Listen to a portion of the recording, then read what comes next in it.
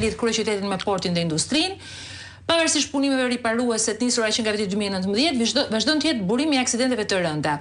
Ke treguar për janë disa foto që ke vendosur ku ke shkruar edhe për tunelit e Morizit në rrugën e Arbrit, ai llogarastin inauguruar ishtas kanë psuar çarje të brendshme dhe kanë probleme me ajrimin.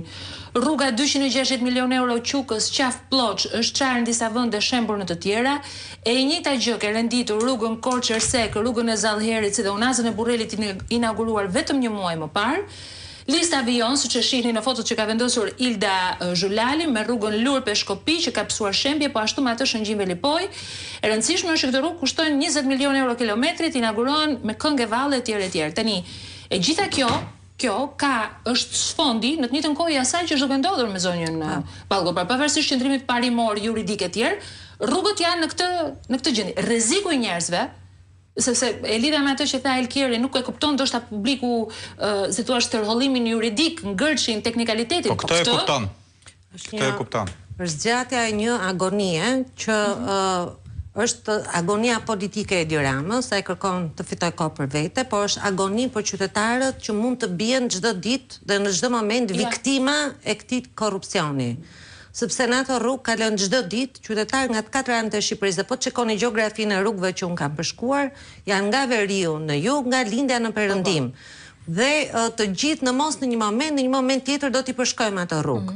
Kështu që për të gjithë ata që nuk e kuptojnë çfarë ndodh me Belinda Ballukun, është që çdo ditë më shumë në detyrë e Belinda Ballukut do të thotë një mundësi më shumë rreziku për çdo qytetar shqiptar, se nuk e ka më njëri mendjen në ministrinë e saj për të rregulluar të rrugë që po prishen dhe nuk është fatkeqësia natyrore që na shkakton këtë tronditje, është hajdutëria dhe vjedhja deri në ekstrem.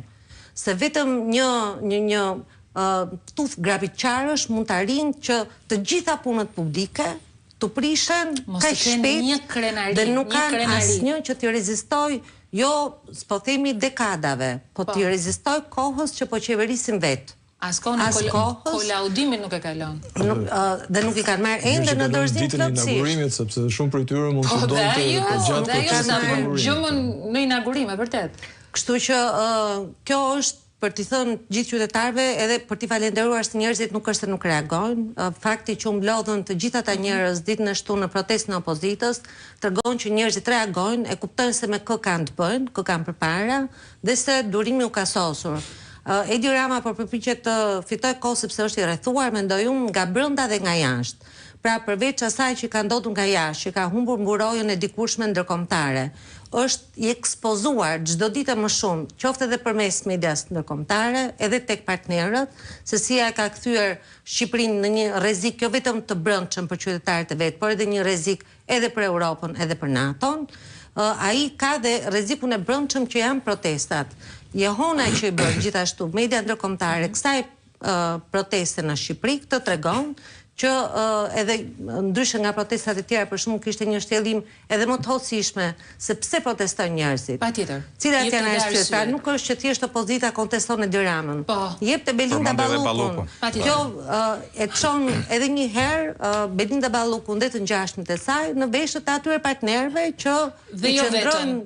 Dhe jo vetëm, pritil da se më duhet mendimi yt, qëndron pak këtu, sepse në fakt sot ka qenë as më shumë as më pak, po New York Times që i ka kujtuar botës, natyrisht edhe kryeministri Edi Rama dhe shqiptarëve me këtë rast gjithsesi në anglishte amerikane, ju ka kujtuar edhe dëmet e jashtëzakonshme të korrupsionit me Akshin, duke sjell çuditërisht personazhin me cilin u krenua shumë në muajt e fundit Edi Rama, ministren Diell.